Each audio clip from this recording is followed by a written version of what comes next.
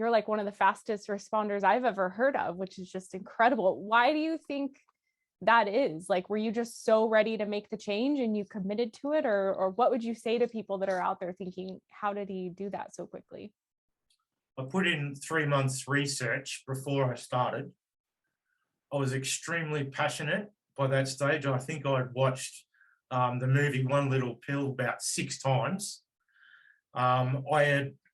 I was very, very passionate about it, and I took it very seriously. So any spare moment that I had I was either reading a book on the Sinclair Method, or I was listening to an audio book on the Sinclair Method. It consumed me. So I was just all about the Sinclair Method, and this is going to work, and having a positive approach to the Sinclair Method rather than let's just take the pill and see what happens. I was taking the pill knowing I am doing this for the betterment of myself. I wasn't doing this method for anybody else. It was for me. I wasn't doing it for a partner. I wasn't doing it for children or friends or family. I was doing it for me, and so I could live. It was a very clear pathway that either I'm going to find something that works for me or I will expire. Yeah. And so I was very, very passionate about it and very serious about it, and not just in a little experimental, let's see what happens sort of with the Sinclair Method thing. I was like, it's going to work.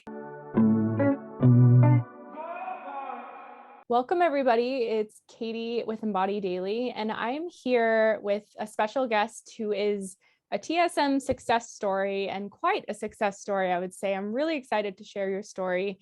I have with me Sam Godding. Sam, thank you so much for taking time to speak with me and share with others your experience with TSM. Thank you, Katie. Yes, it's very exciting to be here. Wonderful. Well, I first met you, I think you emailed me your TSM story, and I remember reading it just thinking, oh my gosh, this is just such a powerful testimony to how effective this method can be for someone who has an extreme case of alcohol use disorder. And so I just want to really jump right into your story, if you don't mind, and ask that you just kind of paint a picture for us. Tell us a little bit about what your drinking was like before you started TSM, and perhaps other methods you may have tried before you got to TSM to rein the problem in. Yeah, sure. Well, my drinking gradually progressed through 30 years, and it started off, I think, even in my teenage years, there were people who were noting that I was drinking faster than others, and I would quite often find myself being the last person at the party, trying to mop up any of the drinks that were left behind, and all that kind of behaviour. But it was more still on a social level, and I was able to sort of get on with life, if you like, and just drink somewhat normally, and just have a bit of a binge on the weekends, like what all my friends were doing. My brother had suffered from muscular dystrophy, and he died when he was 16. At the time, I was 21 years old, and I'd just begun a career in retail management. And I don't think I dealt with the grief at the time. I think I just dealt with it by drinking. And that sort of was the catalyst for me to enter into a daily drinking routine. Now I found myself sort of drinking maybe 6 cans of beer a night, that type of thing, and some more on the weekend. But I held down quite a successful career at the same time. So essentially what happened is about 11 years ago, I'd moved from Melbourne in Australia to the top end of Australia, up in Darwin. And I found that my drinking had just progressed to volumes that were unhealthy. So I was drinking a half a bottle of vodka a night, and then more on the weekend. But I was still holding down my position in management, and kind of thought that I was hiding it quite well, but I don't think I was.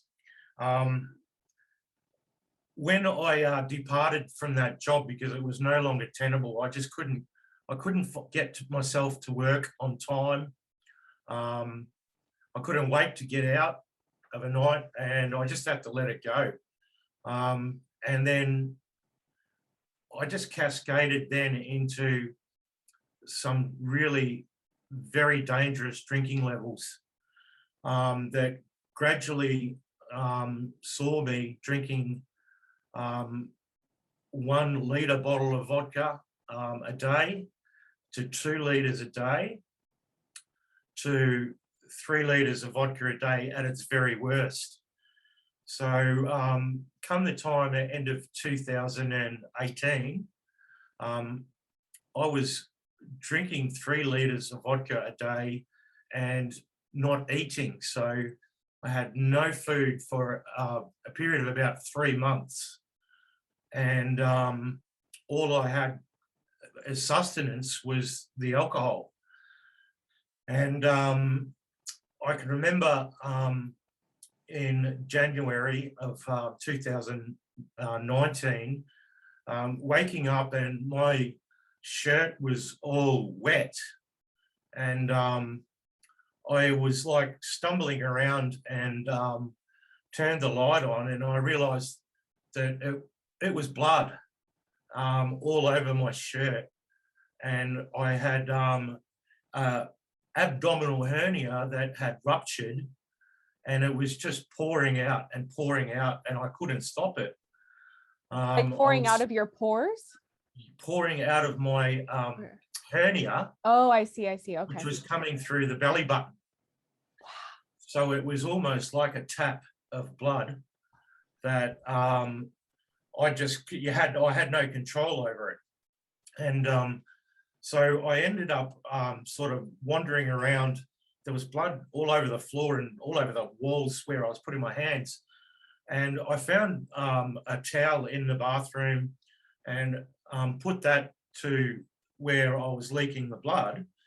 And then my first instinct was not to go and get help, was not to do anything, but my very first instinct was to go to the vodka bottle, open it up with one hand and start drinking again.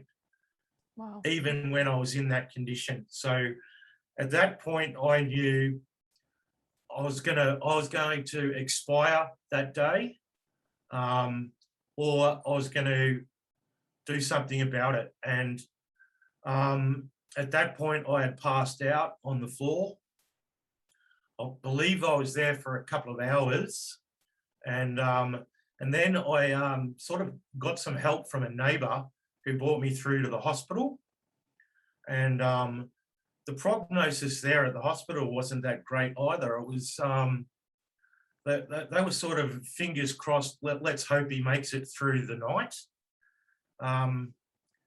They weren't sort of talking at me or to me, they were talking over me as though I wasn't even really there. And I don't know if I was there or not, but I can remember them sort of saying, well, you know, just keep the pressure up on the wound and let's just hope he gets through to tomorrow morning. And so that was like really, really scary. I was really afraid to go to sleep because I thought if I go to sleep, then I wouldn't wake up. And that's where I ended up in that hospital for 2 weeks. And I had a depletion of magnesium in my blood and potassium in my blood. and all the other things that go along with healthy living. And it had depleted my blood down so much that it was just like water, red water. And on about day 3, I went to the shower room. They wheeled me there in a wheelchair and attempted to have a shower, but the warm water had just triggered the blood to start hemorrhaging through my nose. I was spitting blood up. The blood was starting to come out through my hernia again. And I was also peeing blood as well. So I had to hit the emergency button there on day 3 as well. And it was at that point where I really didn't think I was going to make it. You couldn't see a way out. They'd been trying to treat me with all of these drips in me. And I thought, like, after day 3, I might be starting to see some improvement, but it just wasn't there. And it wasn't until like about 2 weeks later that I felt anywhere near able even to walk. Wow. And it was at that point I was very lucky to have the alcohol and drug department come in, and basically they sat down and said to me, Sam, you know, we can send you home and you can go through all of this again, and you probably won't be coming back here. You'll probably end up with a tag on your toe, and or we can organise to get you into a rehab facility. And I just went for the rehab. I just thought, I've got some more living to do. Something's obviously kept me alive through this experience. So I just felt I better go and do this for my own sake, and went to that rehab for 5 months.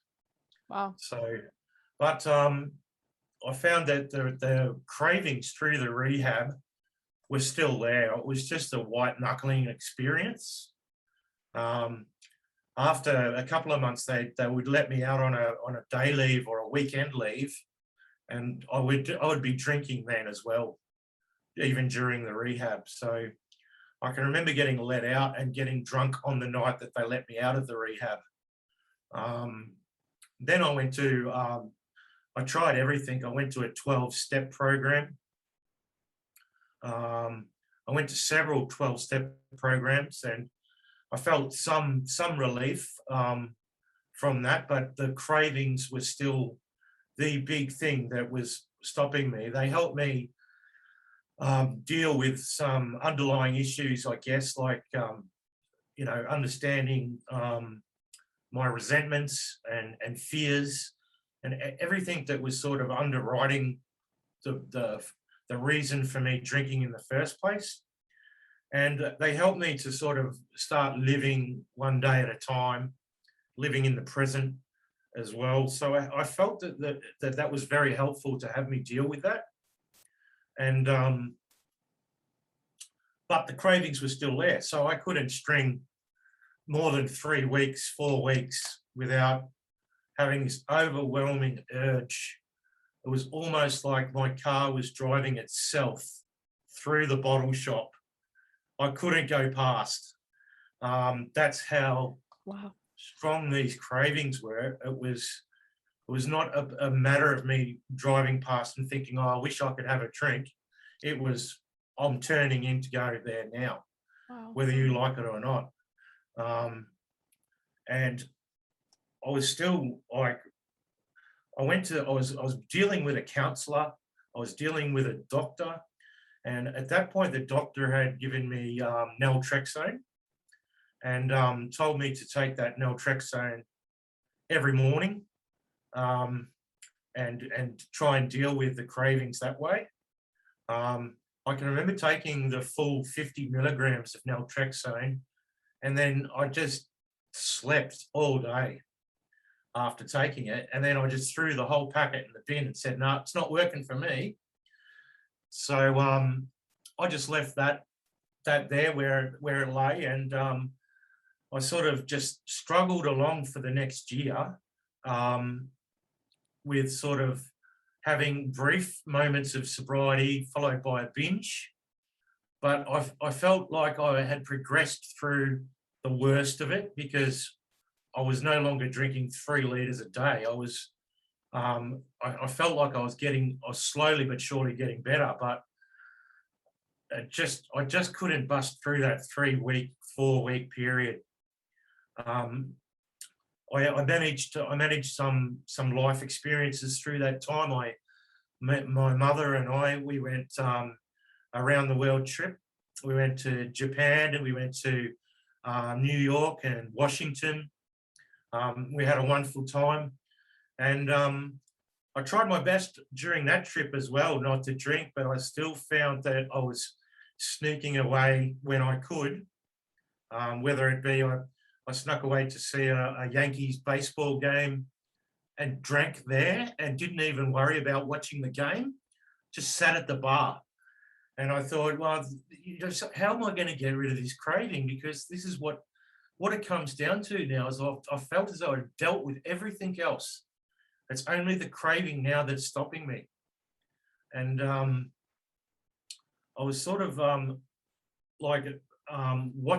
flipping through YouTube one day at home when I found a documentary called The 13th Step. And that was kind of about a 12-step program and some of its flaws, if you like. But Claudia Christian had a cameo in it and spoke about the Sinclair Method, and my ears pricked up. So at that point, I started Googling about the Sinclair Method and wanted to find out more about it, and started doing a lot of research into it and preparing myself for.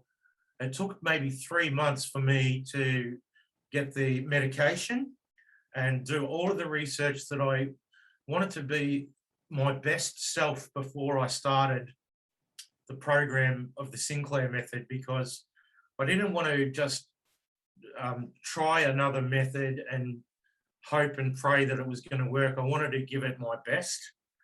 So I had read the book, The Cure for Alcoholism.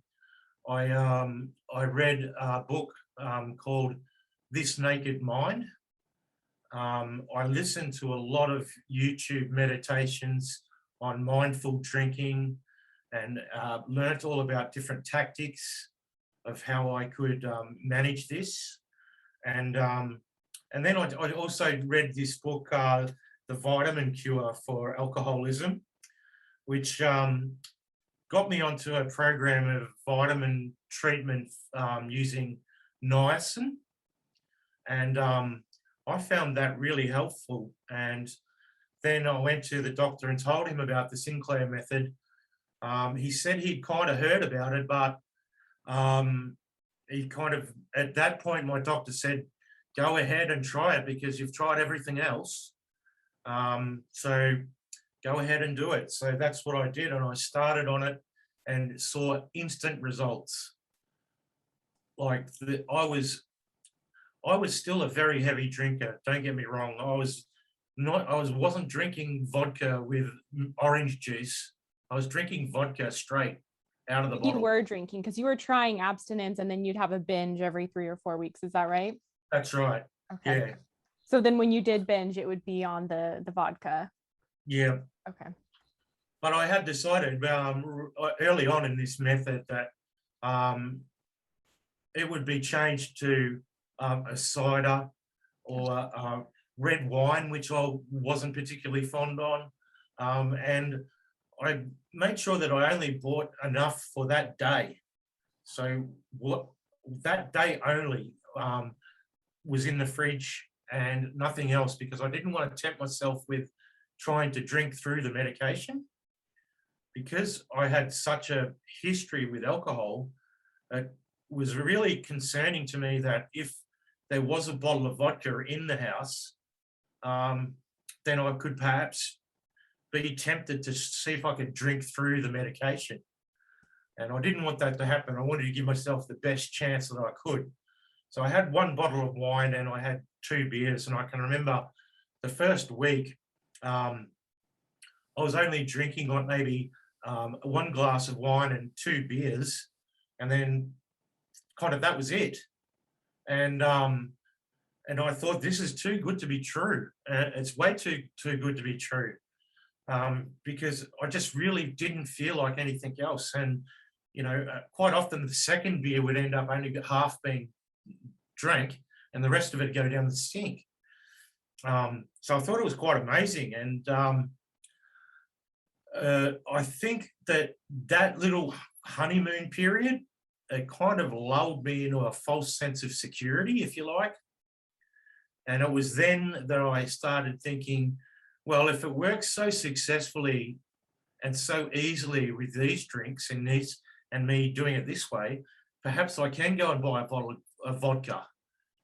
So I went and did it. I went and tried it, and I drank through the medication, and I just thought to myself, well, that's just not going to work for me. If I'm going to continue drinking vodka, this method is not going to work, because I'm just going to continue doing it.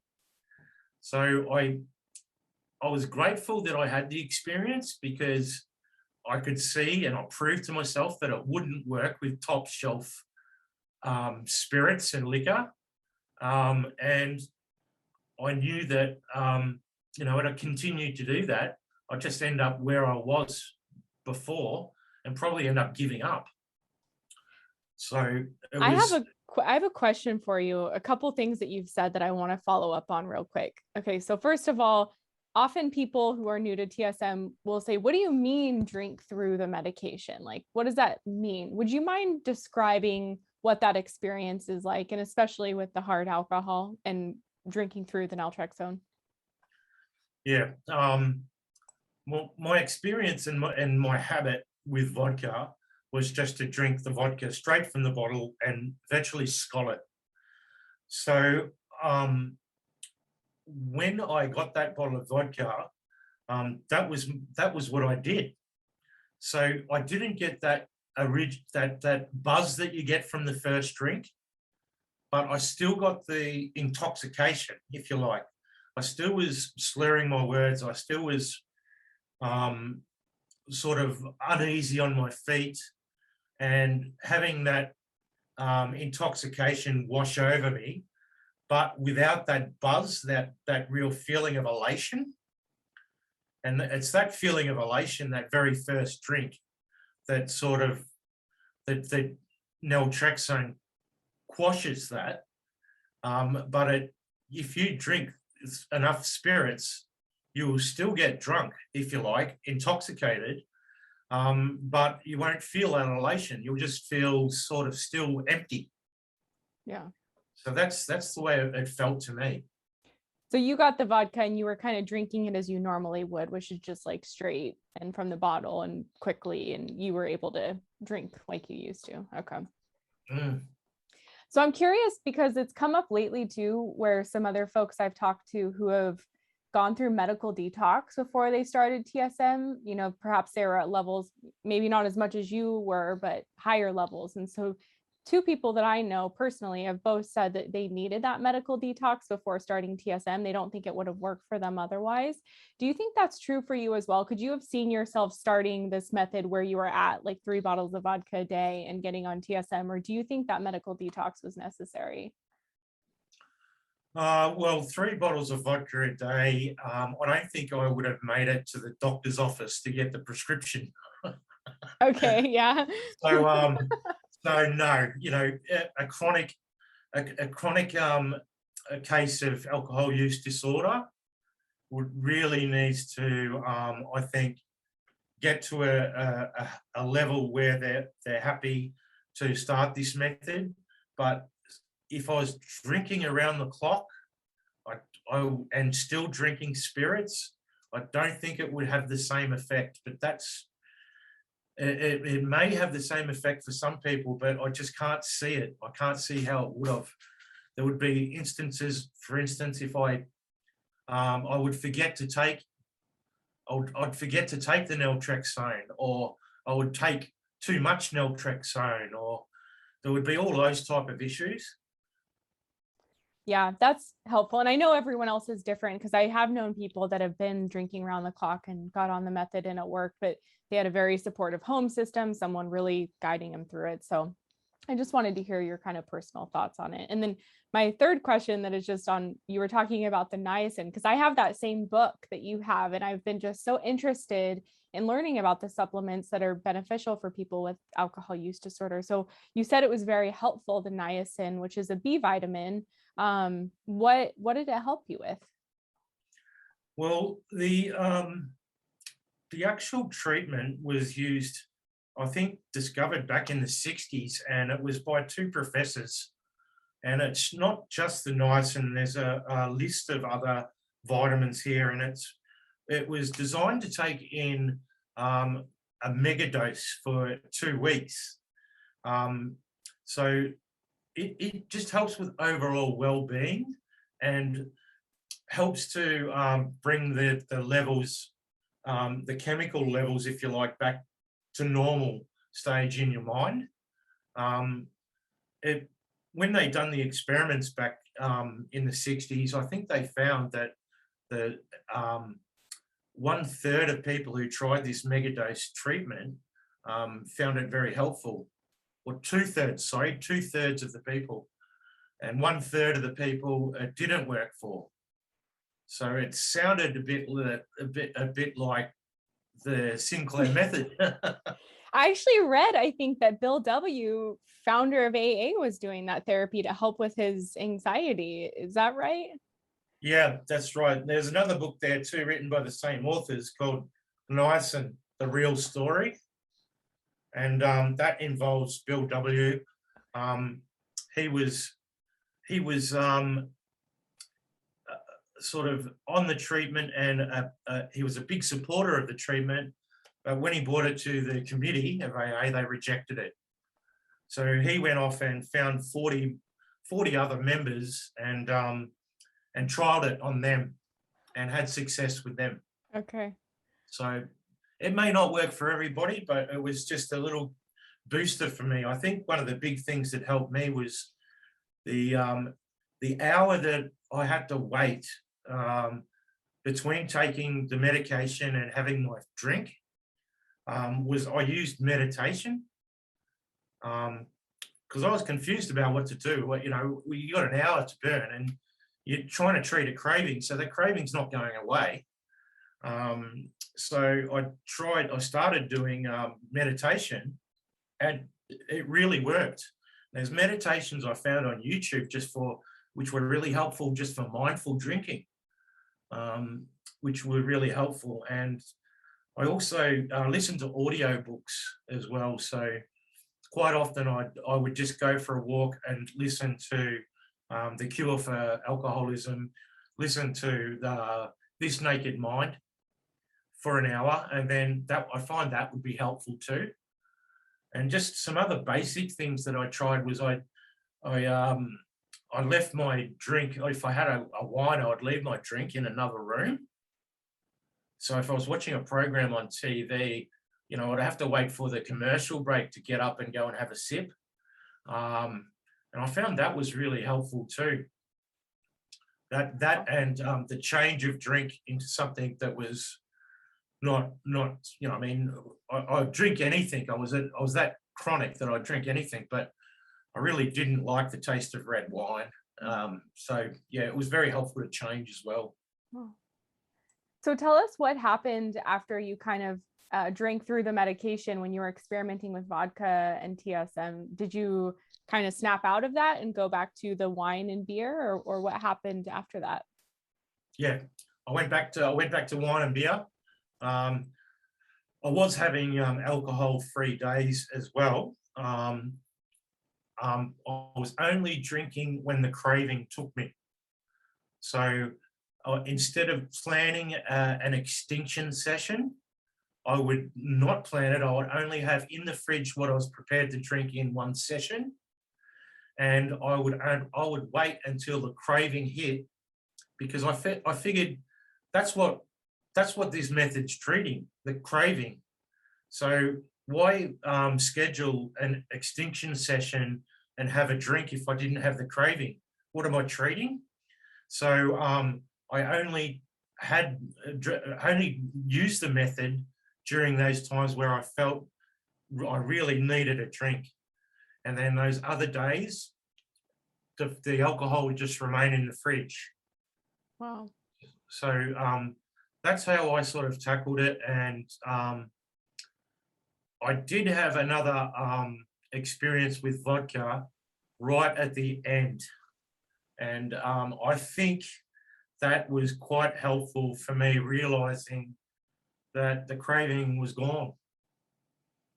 I'm not suggesting that people should do that, but I drank some vodka on that very last night and then realized the next day, I was just doing it for no reason at all. I couldn't find a purpose in why I drank the vodka other than it was just a habit. Huh. And the habit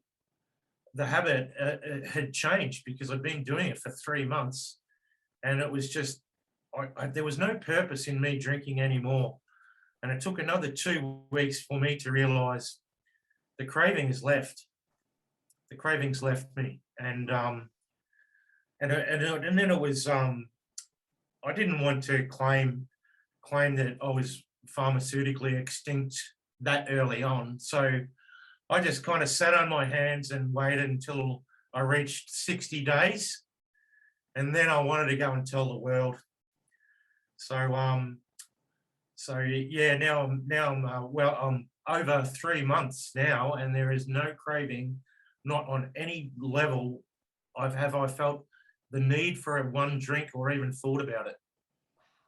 And it has to be the Sinclair method. I can't think of any other thing that I've done differently. I've taken the vitamins, I've done some meditation, but biologically speaking, physically, that's the only reason why this has left me. It's just incredible. It really is. So how long were you doing the actual Sinclair method for then? 3 months. Just 3 months. 3 months. That is so amazing. That is just like, especially someone, I know you kind of had a detox and a period of sobriety and binges, but someone with your history, people might think like, oh no, this won't ever work for him. But you're like one of the fastest responders I've ever heard of, which is just incredible. Why do you think that is? Like, were you just so ready to make the change and you committed to it? Or what would you say to people that are out there thinking, how did he do that so quickly? I put in 3 months research before I started. I was extremely passionate by that stage. I think I'd watched the movie One Little Pill about 6 times. I was very, very passionate about it, and I took it very seriously. So any spare moment that I had I was either reading a book on the Sinclair Method, or I was listening to an audio book on the Sinclair Method. It consumed me. So I was just all about the Sinclair Method, and this is going to work, and having a positive approach to the Sinclair Method rather than let's just take the pill and see what happens. I was taking the pill knowing I am doing this for the betterment of myself. I wasn't doing this method for anybody else. It was for me. I wasn't doing it for a partner. I wasn't doing it for children or friends or family. I was doing it for me, and so I could live. It was a very clear pathway that either I'm going to find something that works for me or I will expire. Yeah. And so I was very, very passionate about it and very serious about it, and not just in a little experimental, let's see what happens sort of with the Sinclair Method thing. I was like, it's going to work. Yeah. And it surprised me just as much as everybody else that it only took 3 months. It was just, I thought, reading about other people's experiences, I thought that I was going to be in it for the long haul. But clearly it just worked. It just worked. Yeah. Yeah, that's incredible. And I really feel like you really set yourself up for success. And like you said, you wanted it for yourself, and that motivation, I think it sounds like it really like motivated you to view it as a treatment as opposed to like, oh, I'm going to drink like I normally do and just take this pill beforehand, which for some people, that's where they need to start on the method. And that's where I started. I think that's totally fine. But like even phrasing it as an extinction session, in my mind, that kind of puts you in the state of mind of like, this isn't just a typical night of drinking. This is me doing a therapy that's going to help me heal from this alcohol problem. So I think that everything you did really set yourself up for success on the method. I felt after several weeks of doing the method, I felt that sense of remorse and shame that you get in the morning after drinking, and you're really down on yourself, that had left me. And I was really seeing these extinction sessions as, this is my therapy. I'm doing this for a reason. I'm doing it for a purpose. I'm doing it to help me. There's no reason to be ashamed of having a drink. Having a drink is a part of the medication. It's a part of the process. So there are people that I'm talking with now. So like I've got TSM buddies now, and one of the ladies that I talked to had contacted me and said, I feel so ashamed. I drank every day last week, but I think that's good. If you had the craving every day last week and you were compliant, then that's good. You're treating yourself with the medication and the method, and eventually that's going to help you. That's so cool. That's amazing that you have TSM buddies now. I love that. And I know you shared with me a bit that you're kind of doing some advocacy work. I'm curious what you're doing in that realm, like what's going on for you there. Yeah, well, one of the groups that I'm in is called GROW. It's a mental health group. It's also a 12-step program, and I think it's available there in the States, but at a smaller level. It's an Australian group, and I think it's available in Canada and Ireland. And I'm doing a little bit of volunteer work for them, and I'm being asked to share my story with various groups, social groups, mental health groups around the place. So sharing my story, I think, is the next chapter in this recovery process, and helping other people is a part of the recovery process too. So just sort of leaving it at the door for me is not an option, because it helps remind me that, I need to be grateful for this method coming into my life. I need to remember it, and I need to spread it, because spread the word, because the word might be out there, if you look for it, but as an option, it's still relatively small. And there's doctors here in Australia who know about the Sinclair Method, but still there's something about prescribing it through the Sinclair Method that they're troubled about. And I'm thinking that it's got to do with liability, and whether or not they can prescribe therapy that involves drinking. And then if something happens during that drinking, whether or not they become liable for it. I just think that there's a bit in the back of their minds to say, maybe, no, don't drink. Yeah. I've heard of doctors here in the States as well, where people have come to me and said, my doctor gave this to me, but told me to try not to drink. And then if I have a craving, to take the pill. And I'm like, no, that's not what we want to do here. But I wonder too about that, if it is a liability issue or something. Yeah. So I wanted to ask you, I know you said you kind of had instant results on the method. How did you know it was working? Was it instant results from day one, or what was that experience like? It was. I took a half of the prescribed dose for 3 days, and I didn't drink. I just wanted to get used to the medication. So I took 25 milligrams. And then I took the full 50 milligram tablet, and I had 2 beers and a bottle of wine at my disposal. I drank 1 beer, 1 glass of wine, and I really didn't feel like drinking anymore. That's really, I can't explain it any other way. I would normally, in that situation, I would be off on my way to the bottle shop and saying, I'm ready for vodka now. But for that early couple of weeks, I just didn't feel like anything more. I tried also with being mindful about the drinking session. I also tried to push back as far as I could into the evening when I was having the drink.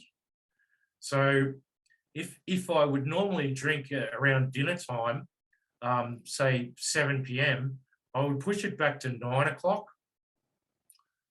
because by the time I had 1 or 2 drinks, I felt it's time to go to bed, time for sleep. And the bottle shops here in Australia were closed anyway, so I didn't have an option. So I was trying to, put myself into situations where if there was a risk of me not being compliant with the method, then it would have to wait until the next day for me to be non-compliant, by which time I'd be sober, lucid, and understanding that, I need to be compliant for this to work. Well, that's great. So I just want to go back a little bit with your drinking. So I understand it was really bad for the 3 months where you weren't eating and you were just drinking a lot of vodka. How many years were you drinking? Like, you basically said you started when you were 16 and it just progressively got worse and worse from there. So how many years of drinking was that for you? Daily drinking, apart from maybe a couple of weeks here and there, it was 30 years. Wow. Yeah. That's incredible. It was 30 years of daily drinking. And I was just very, very fortunate to get away with it for as long as I did and hold down a job like I did. Yeah. Because, like, on the weekends, for instance, the last 10 years were the worst. But you couldn't contact me on the phone. You couldn't knock on my door because I wouldn't answer. All the blinds would be shut. It was just me and the bottle, and that was it. And the weekends had turned into one big drinking session. So it wasn't just a drink on a Friday night. It was a drink and then wake up at 2 a.m. in the morning and continue drinking through breakfast, having a sleep here and there, and then getting up and just drinking, until such point, like, I was taking holidays, and instead of going on holidays, I was staying home just drinking. Wow. So it was inevitable that I had to hit a rock bottom for me to get better, to me want to get better. Yeah. And that was when I was admitted into hospital. Wow. So how has your life changed? Like, what's a day in the life like for you now compared to before when you were drinking like that? There's a few things that I've been doing differently that have really helped, because one thing that I really felt was unhelpful through drinking was boredom and loneliness. So the minute I got bored or lonely, my mind would start thinking about, let's go to the bottle shop because I've got an afternoon here to spare. I can go and drink. So now I've got a daily planner. So I use it differently than what you would use a journal or a diary. So I'll wake up in the morning and I'll list all of the different things that I need to get done through the day, and I'll write it down. I won't put it on the computer. I won't put it in my phone. I'll write it down on a big pad about what I've got to do. So it's there. I've written it down and it's there. And each appointment, each little, even little things like I need to water the plants or I need, little things like that. So I can go back and cross it off. And I found that that's changed my day. I've now got to a point where I feel so busy that I've got no time to think about having a drink, and even if I did have the time to think about it, I don't think I would anyway. But it's really kept me busy and keeping that diary of what I'm doing today. And I do that every day instead of mapping out the whole week and then forgetting about what I put in for Sunday. I'll do it on Sunday morning, and that's what I've got to do on Sunday. So every day is like full of things for me to do. That's awesome, because I always hear from people how boredom is such a trigger to drink. And especially in your experience, having 30 years of heavy drinking like you did, like, has it been challenging for you to kind of form these new habits and create this whole new life, or what has that experience been like? And maybe what might you tell someone who is kind of just starting on the method and, facing like, well, what else am I going to do with my time? What's that experience been like for you? Well, when I looked at it in hindsight, I could see that there was a very big difference between the cravings and the habits. And the Sinclair Method was going to take care of my cravings. I had all faith in the world that that was going to happen, and it was happening, but it wasn't going to take care of my habits. So if my habit was to go and sit at the bar and hope that I wasn't going to have a drink, then that wasn't going to last very long, because it was eventually I was going to have a drink. So I had to change the habit, and it really was quite easy, I thought, to change habit. And somebody told me it takes 21 days to break a habit or 21 days to make a new habit. And I find that to be true, and separated the whole idea of the habit and the craving. It made it a lot easier. So if I did go out to a barbecue with friends or to some social gathering, instead of having the drink in my hand, I would have a Coke. Because if I had a Coke, they wouldn't know that it wasn't mixed with something else. And I was, they wouldn't question me about it. So just little tricks like that, and that helped break the habit. But there's most definitely no shame now. I'm more than happy to sing the Sinclair Method at the top of my lungs on rooftops around the world, because it works, and I'm a much happier person now than I was when I was drinking. It was just miserable, and I was on a path, on a highway to hell, really. Yeah. So I wanted to ask you, what are social situations like for you now, since you've done TSM? I'm not sure. Are you drinking still, or are you kind of playing it by ear, or what are you doing there? No, I'm abstinent. So no drinking at all. I think that I've done enough drinking in my time for a couple of lifetimes. So I'll give it a rest, and I'm happy to remain abstinent and not tempt fate. But that being said, I still have my Naltrexone, and I still have a Naltrexone pill holder on my keyring, and I carry it wherever I go. Just because I don't know, I can't see what the future's going to bring. But I know that if I got the Naltrexone there, if push comes to shove and I do have a drink one day, then I can guarantee myself that tablet's going to be at my disposal to have 1 hour before I have the drink. Not that I want that to happen. I don't want that to happen, but it's going to be there forever. I mean, I still have my naltrexone and I haven't drank in 3 years. So it's just like a safety net in some way, I guess. Yeah. That's so awesome.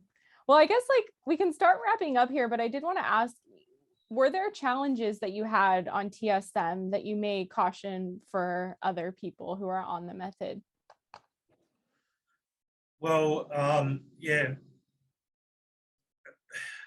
it's quite, you can only sort of say what I went through. And what I went through was I had to learn myself that drinking spirits, drinking vodka is not the way to go.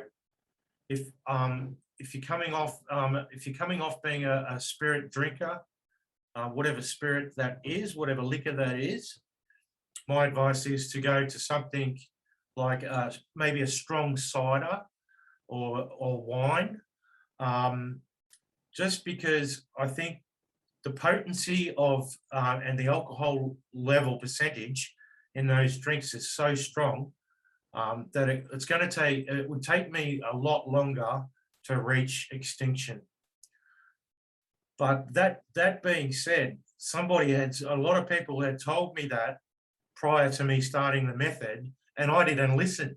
I went and tried it anyway. So if people who are doing this are anything like me, go and try it. I mean, you're going to go out and it's going to be your own journey. You're going to try these things and trial and error, but it's kind of up to you to make sure that you get back onto what the method and being compliant is all about. Absolutely. There's nothing like a learning experience when you can learn it for yourself firsthand, for sure. Yeah. So Sam, are there other things you want to share or say before we wrap up on TSM or on anything else?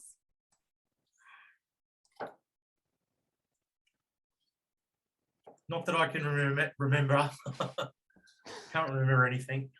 Well, I'm so grateful to you for sharing your story. It's just such a testament to this method and how powerful it is. So thank you so much for coming on and sharing your story with us. Thank you, Katie. It's very good to see you. Yeah. Have a great rest of your day. Yeah, you too. Thank you.